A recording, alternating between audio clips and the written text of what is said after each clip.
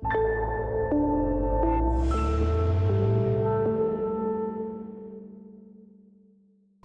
hello everyone. Welcome to another episode of VVB, and it's a co-production with my friend Bozo here, who is from Wine Lovers Croatia. Yeah.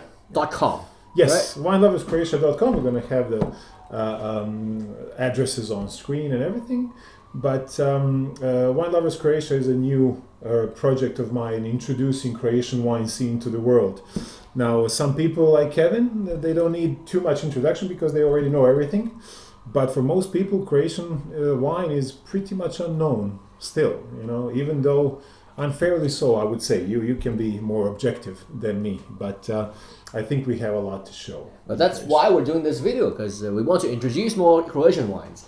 And right now we are in Dubrovnik, the beautiful city of Dubrovnik, having wines from all across Croatia. Yeah. You did a lot of traveling. Kevin was. I'm doing the very sudden thing of just being laid back and welcoming guests. But he's doing a lot of legwork in the last 2 months? Yeah, 2 months. Yeah, and going around Croatia. So he collected a few very cool bottles for us to try today. And can you tell us a little bit about what you do normally here in Dubrovnik? I do my, beloved Wine Lovers Croatia project, but basically my main business is wine travel. So I have another company that's called Insider Holidays, and this is a passion project of mine for the last 5 years. I've been doing mainly wine and food related travel and other experiences, tastings, master classes, and so on and so forth. So basically, I'm introducing travelers to Croatia. We are a very big travel destination, as you may or may not know. Croatia is a beautiful country. I think you have to agree with me on that one. Oh, it's the most beautiful country in Europe to me. Yeah, well, I'm not going to say anything. I'm from Croatia, so I can't. But it's always nice to hear something like that. Croatia is very diverse, very interesting, and it has a lot to offer for a traveler that's interested. But you need somebody to show you the ropes, and I am, of course, born and raised in Dubrovnik, and I've been guiding people around this southern part of Croatia, visiting small wineries, food producers, oyster growers, cheese makers, honey, so on and so forth.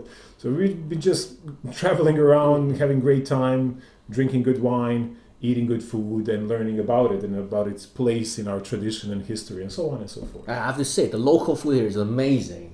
But some of these food you cannot just go to a restaurant and find.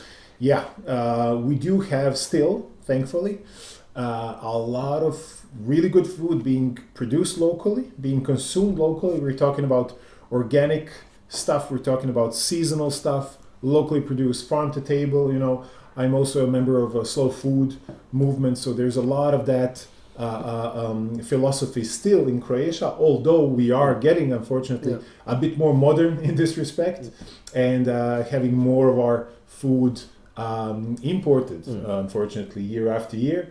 But when you come here, there's plenty of good quality food that you can still source locally as well. So in front of us, we have 3 bottles of wines, and the one in the middle looks particularly interesting. We finished half of it, but from the color, you could see it's a bit weird, and then it's a bit cloudy. That has no label. So I will tell you what it is. It's an experimental petnat from a winemaker called Sontacchi in Slavonia. At a place called a city called Kutjevo. Kutjevo, yeah. Yes, and it's not released in the market yet, but we're trying it anyway. It's probably from Cabernet Franc, probably. Yeah. From the color, I would say it looks like it's from Cabernet Franc. Pinot Noir is not so deep, the color. Yeah. Yeah. So because there are only basically two different varieties for it over there. So yeah. So let us try this. It's okay. Can you tell us a little bit what is a petnat? Well, petnat is basically a wine that's been bottled basically before the end of the whole process of fermentation.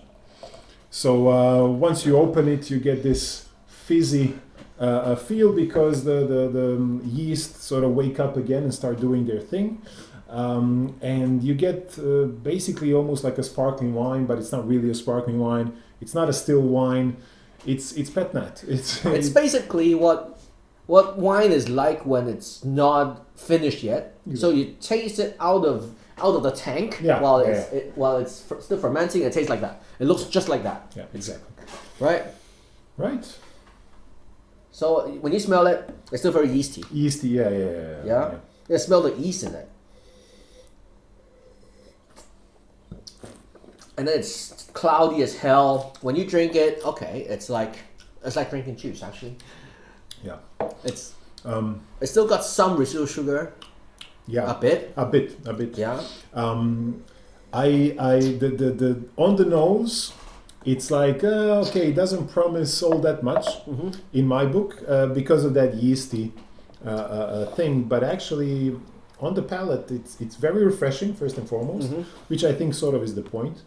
It's definitely very. It sounds like it has the feel of soft beverage, of a juice. Of soda. Of soda, exactly. Yeah. So it's I think it's very easy drinking. Slightly chilled, it does wonders, How would you serve it? Just as aperitif? Aperitif is a no-brainer, just like a fun, before we get to the actual food, but some sort of a meeting with friends on a hot summer day, maybe we're having the barbecue running, but before we get to the actual food, this is like a little aperitif to start it off. I would do that as well. And then combining with food, like, what this reminds me of a bit here in the South, what our grandmothers used to do and our mothers sometimes do nowadays is doing pomegranate juice. Right. Like pomegranate syrup. We have a lot of pomegranates here, especially September, October. So very expensive stuff in Asia. Yeah, Very. I heard. Yeah. We have some friends who are now pining for pomegranates because I guess they are understocked in Hong Kong and similar places. But so this reminds me of so that in turn reminds me of the way sometimes young cheese is served here. We had some young cheese earlier, so you know what I'm talking about. That young cheese is sometimes served with a bit of pomegranate, fresh pomegranate seeds, something like that. Very light, maybe neutral. Either with a bit of fat, that would be a good pairing. Even, I would dare to pair this with something like really nice beef carpaccio. Right. So, do you think this is the future for Croatian wines, for making this kind of natural wine? No. No, I'm a big natural wine proponent. I love natural wine, and I especially enjoy the company of natural wine producers because they're all crazy, but most of them in a very good way. And by the way, Sontacchi is a very cool producer, and I know his wine as well. I did not meet him yet, but I think he's doing a great job. Whether I would buy this very often, I don't know, but I don't see anything wrong with it. I think it's a great wine for beginners. Right. I think beginner wine drinkers, young people, fashionable people. There's a story. It's unfiltered, it's organic, it's this and that. I think it's a great choice for somebody like that. So let's get to a more normal wine, because this is it's a very niche product, right? It's a niche product. Yeah. It's nice. I don't like. I wouldn't spill it, but we have a few more wines to go. The alcohol level is very low. Yeah. You can tell. You don't feel a thing when you drink it.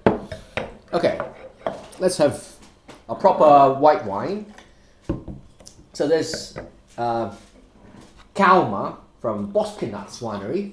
I visited them, and they were very, very nice people. It's actually a 1-star Michelin restaurant, but they're not operating in this season. But then they didn't give me a wine tasting. They just gave me 6 bottles of wine and said, taste it at home. Yeah. Well, that's your social distancing working in your favor, right? Yeah. We maybe should mention we are filming this in very early January 2021. So hopefully the bad memories of 2020 already behind us. But yeah, of course, Croatia being a big travel destination, we had very little in a way of travel, and visiting guests this year. And of course, the wineries that cater to guests that come to them also had a tough time. But they did do well with online sales because everybody ordered wine. Where are they located? They're on the island of Pag, P-A-G, which is north of Zadar. About 1 hour from Zadar, you can reach that winery. But that island is very, very interesting. It's so barren. It's like a desert. There's hardly any vegetation on it because it's too windy and too salty. Yeah. Really windy, like that whole stretch from Zadar to basically Crikvenica is this incredible because you have very, very tall hills going actually mountains going straight to the sea, huge winds, right? We have them all over the coast, but there's something else.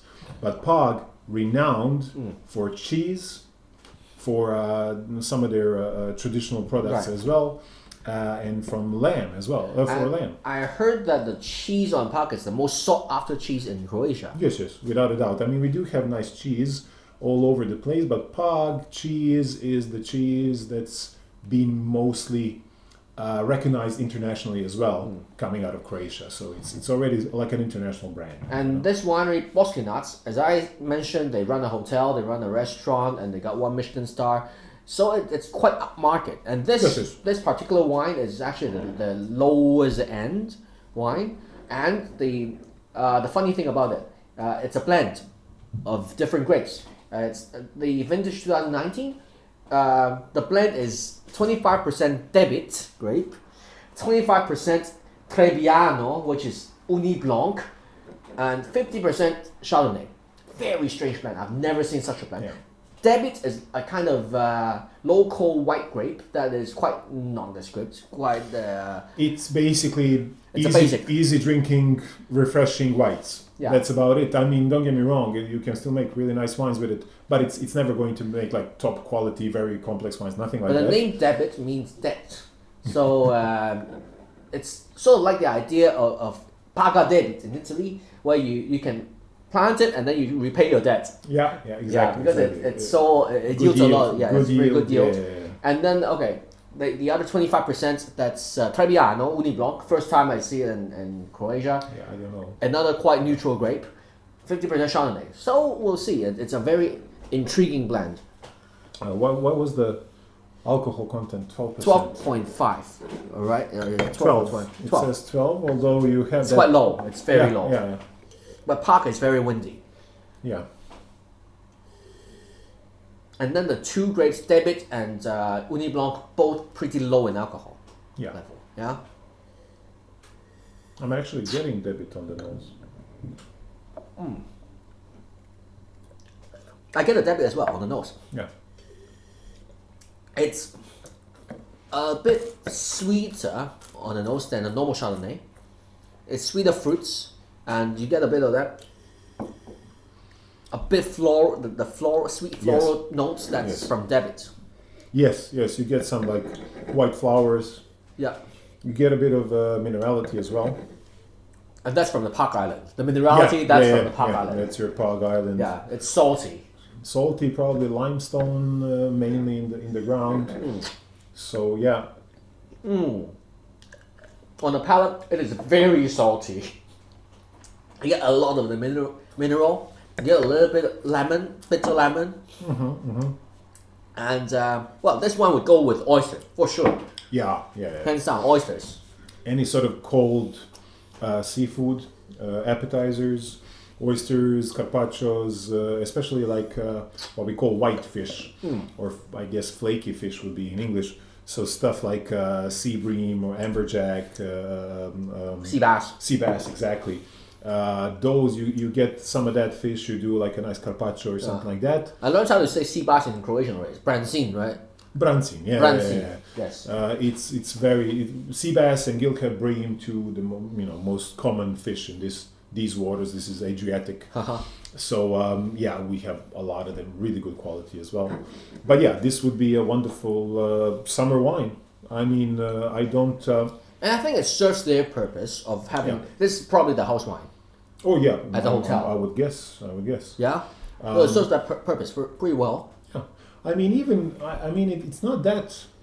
You know, with debit it can be lighter in aromas. This is not that simple. This has plenty of complexity. I think it can take on other stuff. It can take on grilled fish as well with some steamed vegetables. You know how we like our greens here. Yeah. We like spinach or Swiss chard with potatoes. That's like a most common side dish for fish, especially grilled fish.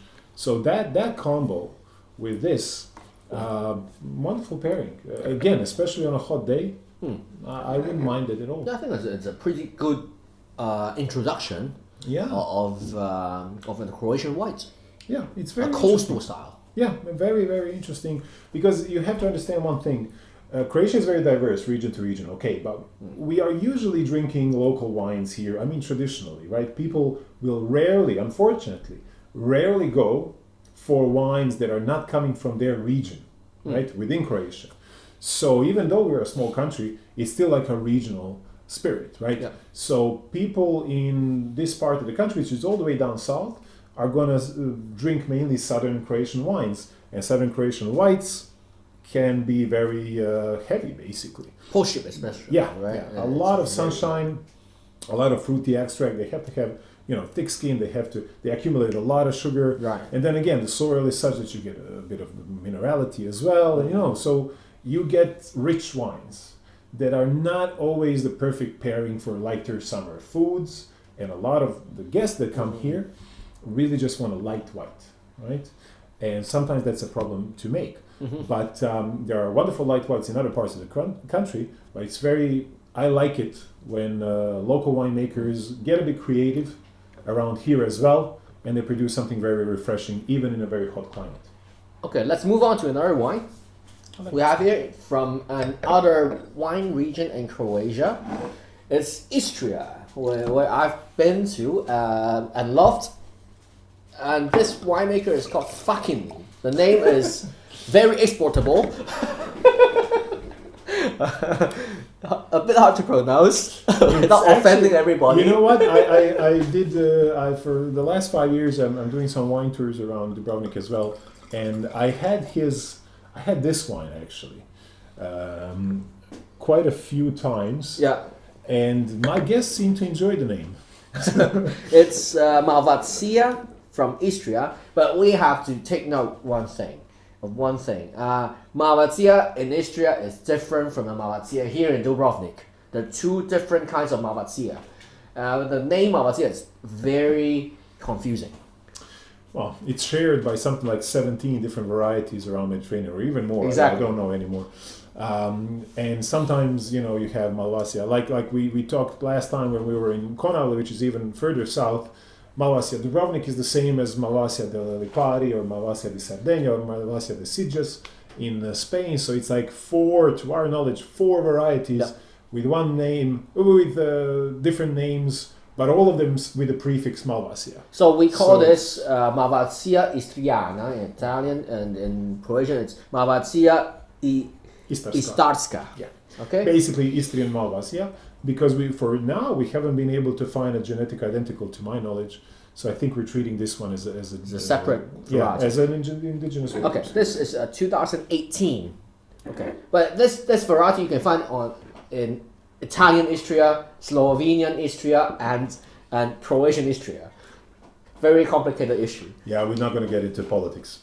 And okay, so Fakin is a winemaker over there. They have a restaurant on top of the castle on Motorfund. Yeah, and they serve a lot of international guests. So they do know how to promote their wines. Yeah, it's a very prolific winemaker. They are really, in the last, let's say, a few years, they've been really coming up and offering finally, well-priced wines to compete with some of the most prolific Istrian winemakers. Istria is a very, very important winemaking region in Croatia, and one that's probably the best organized in the recent history. And a lot of very historical producers. Well, yeah, but you have that all over Croatia. Right. You have a lot of old time producers in Croatia, but Istria has been really they displayed, and I'm not going to go into the whole story, but they displayed the most sort of unity and organization out of all these regional, because a lot of times the winemakers, everything is in the hands of small family-owned wineries, but a lot of times they're not very keen on working together towards a common goal, unfortunately, and that results in a lot of diversity, which is great to explore. It's good for my tours, but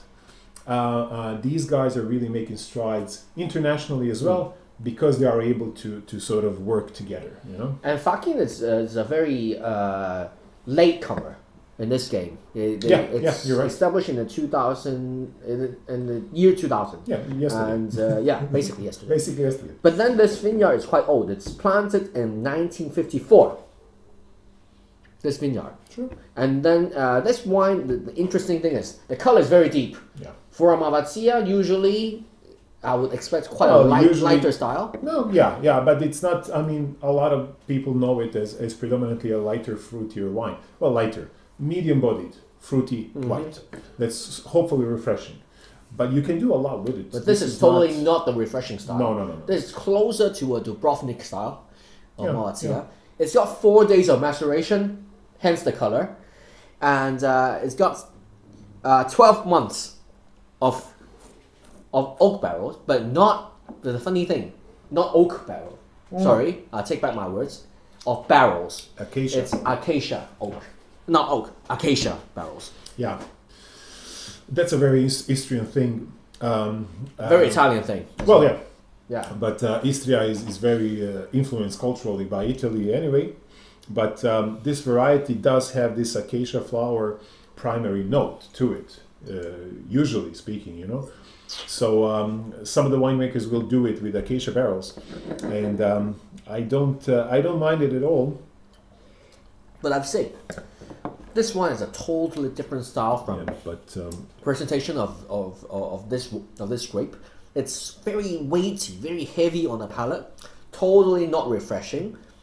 And then you get a lot of notes of honey fruits, even a bit of nuttiness. Yes. On the nose, you would almost expect some sort of a dessert wine or something. You have a bit of that orange marmalade, honeysuckle, as you said. Very unusual. Florals. Very unusual. A bit of nuttiness. On the palate, you can really tell the wood influence as well. A lot of really woody, not even that many spicy aromas, more like woody aromas.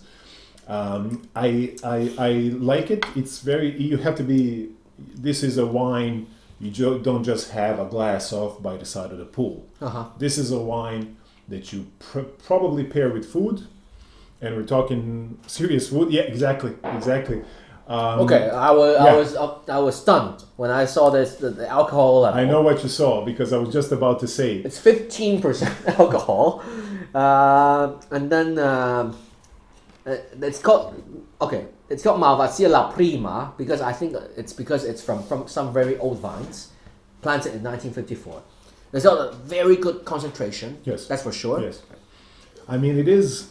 I'm not going to say that it completely. It's a single vineyard. Yeah, I'm not going to say that it completely manages to get 15% in balance, but basically I wouldn't say it's 15%. But you can feel high alcohol. It's the warming sensation is there without a doubt. Yeah. So this would be a wine for serious food. We're talking I don't know, pork dishes. We're talking like some sort of a chicken-based risottos, maybe even curry-based or something like this. I don't know. Where would you go with this? Maybe some local Istrian pasta. Okay. Yeah, picanci or something. Picanci. Pasta, very big on Istria, very big on pasta. Yeah. Plukanci, in Istria you would get like plukanci maybe with shrimp sauce, cream of shrimp sauce. Important thing, do you think this one can go with truffles? Because Istria, Mortofun, all about truffles. Yeah. Would you pair this with any dishes with truffles? If they are seafood based, like scampi and truffle pasta, Okay, this is probably the only country you would never do that in Italy, but this is the only country where you would do that. Well, Seafood that's with not my truffles. first. Yeah, sure. Yeah. Why not? Of Italy, course. they never do that. Yeah, Italians are not all knowing. They're good, but yeah, seafood with truffles, I'm all for it. Well, certain seafood, right? It has to have a zing, like crab meat or various shrimps or prawns and stuff like that. That can go with truffles. I like it very much.